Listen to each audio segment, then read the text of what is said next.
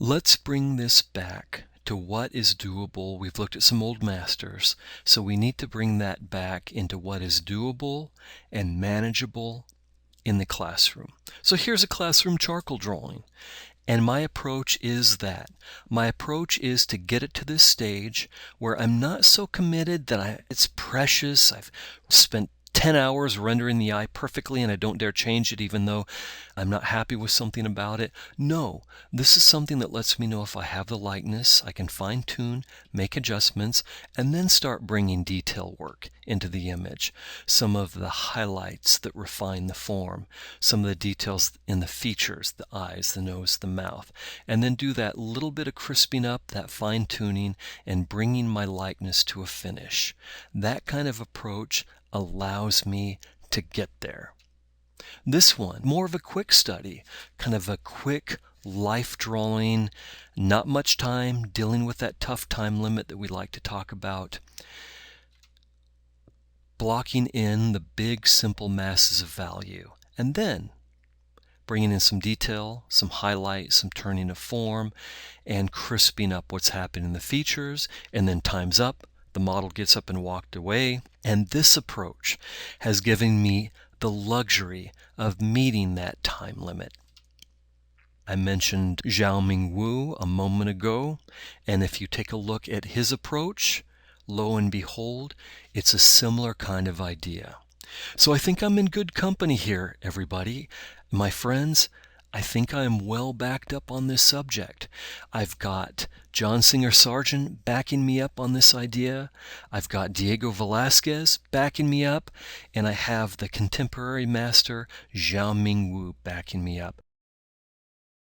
Which brings us to our current assignment of drawing with the medium of charcoal on tone paper with heightened value using white chalk. It's our opportunity now to explore a new technique. This is an image that we've looked at before because of its challenging value structure. This is a guy in costume with white hair, a white shirt, with backlighting. And using tone paper with white chalk gave me that little extra textural range and value range to suggest this more potent kind of lighting. I want to pitch this technique and this idea to you as a valuable part of your repertoire in capturing the many effects of lighting of your character and your subjects. Here's a simpler image that might be the kind of thing you would do in a life drawing classroom. It's the kind of thing that I recommend that you start with as you experiment with this technique. And so let me explain the thinking here.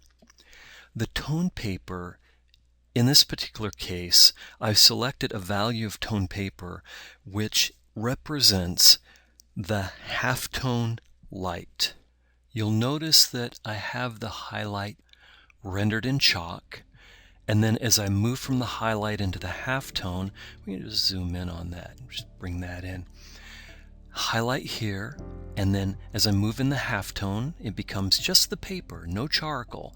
And then as the darkest part of the halftone, I pick up a little bit of tone, and then more tone as I move into the shadow.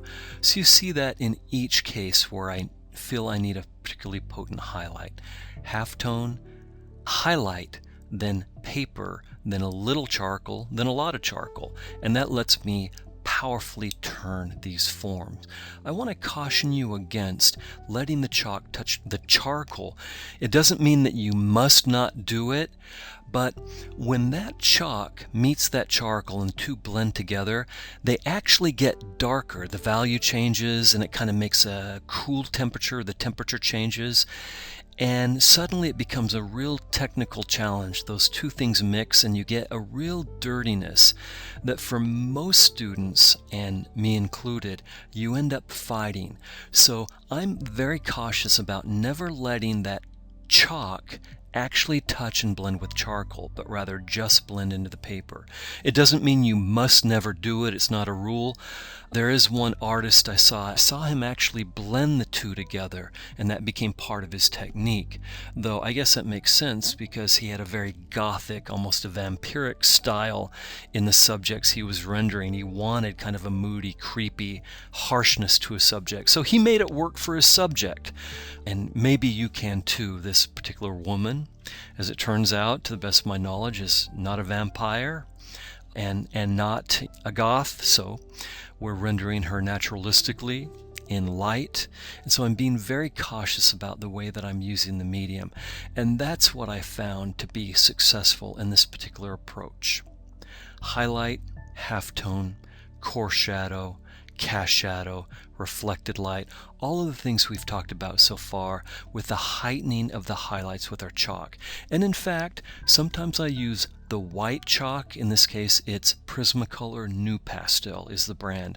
Sometimes I use white, but I also like to use ivory sometimes. Has a little bit of a warmth to it. It's not quite as bright and cold as white is. That's my preference. I hope that you experiment and find your own. Next image, you see the same kind of thing.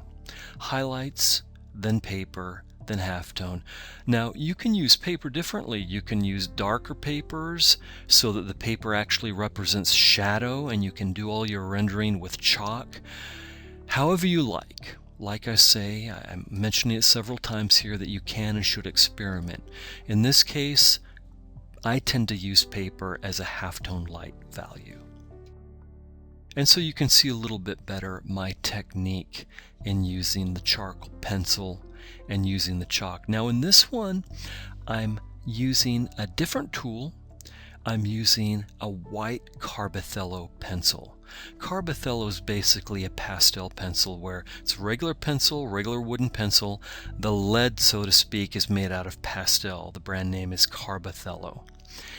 The reason I don't use Carbothello pencils anymore is I have a heavy-handed way of drawing, and by gosh, that lead would just break on me. Every single time I'd break those leads, I'd keep a bunch of pencils handy, but they took a long time to sharpen, kept breaking the lead, and so it just ended up, it's a beautiful pencil, very sensitive approach. I recommend that you try it. You may be more suited to it. But for me, I switched to the chalk for that very practical reason, not because there was anything wrong with that particular material.